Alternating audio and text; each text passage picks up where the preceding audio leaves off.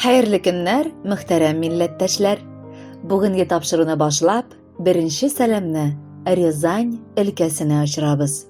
Бүген үзенең матур туган көнен хөрмәтле милләттәшебез, зур Чиркли авылында туып үскән гүзәл хатын-кыз Бадаева Зөлфия Фәритовна каршылый. Аны матур гомер бәйрәме белән котлап, ике фәрештәсе, газиз әнисе Фагилә Сагадиевна һәм сөекле әтисе Фәрит Бикмятович, Пензадан энесе Усман, Шацк шәһәреннән сеңеле Мәрьям гаиләләре белән бик җылы эчтәлекле котлау хаты язганнар. Әлеге хаттан чыгып, берне аңладым.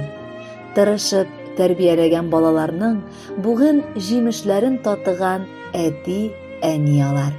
Шуңа күрә язмаларының бер сүзен дә үзгәртмичә укып китәсем килә. Зөлфиябез безнең көтеп алынган иң беренче өлкән кызыбыз. Баламны тапкач, әле үзем дә күрмичә, тудыручы акушер кызлар минем яныма килеп, син бик бәхетле ана булырсың диделәр. Чөнки Зөлфиям шул кадәр матур, сөйкемле кыз булып туды. Аңа сыкланмаган кеше дә юк иде. Үсә барган саен ул әкренләп кул астыма кереп, иң беренче ярдәмчемә әйләнде. Үзеннән соң туган сеңлесе белән энесен дә ул үстерешергә ярдәм итте. Кызыбызның шул кадәр тырыш, уңганлыгына күршеләр дә таң калалар иде. Аны хәтта шул кадәр өлгер, җитез булуына күрә ут дип йөртә иделәр. Җәен күршеләр белән җиләккә барып кайткач, без әйләнгәнчә ул җиләк бәлеше пешереп, инде безне дә, күршеләрне дә чәйгә дәшә иде. Мәктәпне уңышлы тәмамлап, ул медицина училищесына укырга керде. Теш табибы һөнәрен үзләштереп, үз авылыбызның ук төбе булган яраткан ярына кияүгә чыкты һәм алар Рязань ягына яшәргә күчеп киттеләр. Үз көчләре белән барын да булдырып, зур, матур өй күтәрделәр. Быелгысы ел Зөлфиябезгә аеруча мөһим. Чөнки әле күптән түгел генә ул кулына югары дәрәҗәле институт дипломы алды. Өстәвенә ул мал табар булып кибет тә тота.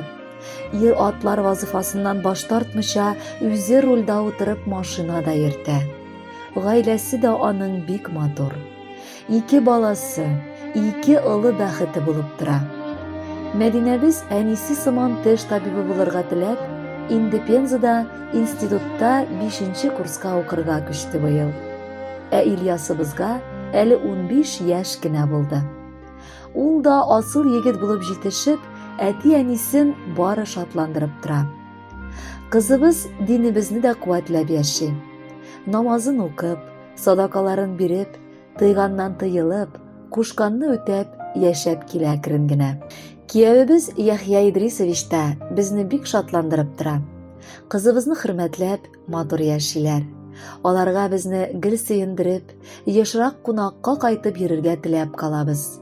Кадерле балакаем, апабыз, котлыйбыз сине матур туган көнең белән. Ихластан, сиңа бары матур, кайгысыз көннәр, имин төннәр телибез. Ни теләгәннәрегезне барысын да Раббым үзе үтәсен. Әти-әниең, кардәшләреңне онытмый яшәгәнеңә аерым бер зур рәхмәт балабыз. Һич онытмыйм, мең газаплар белән, кызым, сиңа гомер биргәнем. Ак биләүгә сине били-били, бәхетләрең булсын дигәнем. Сабый чагың, бала вакытларың, үсмер еллар уза хәтердән. Мәхәббәтебезнең җимеше син, өзелеп төшкән безнең бәгырьдән. Ир бала ул әти белән бергә, кыз балалар әни янында. Син булганда кызым өебездә гел тынычлык иде җанымда. Иң мөһиме, авырма син кызым. Сау сәламәт яшик бергәләп.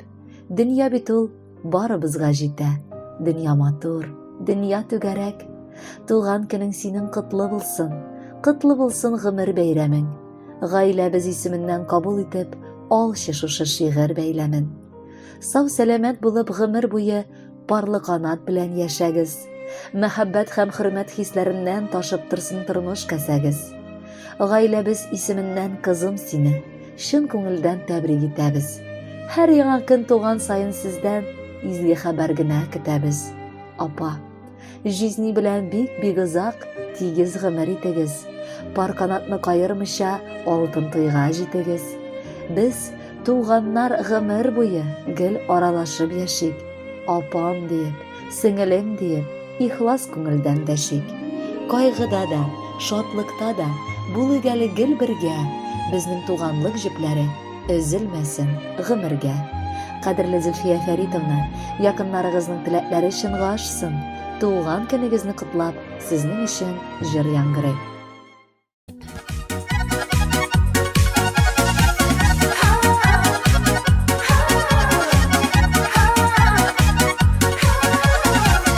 Кояшка тең булсын синең гомер, чын күңел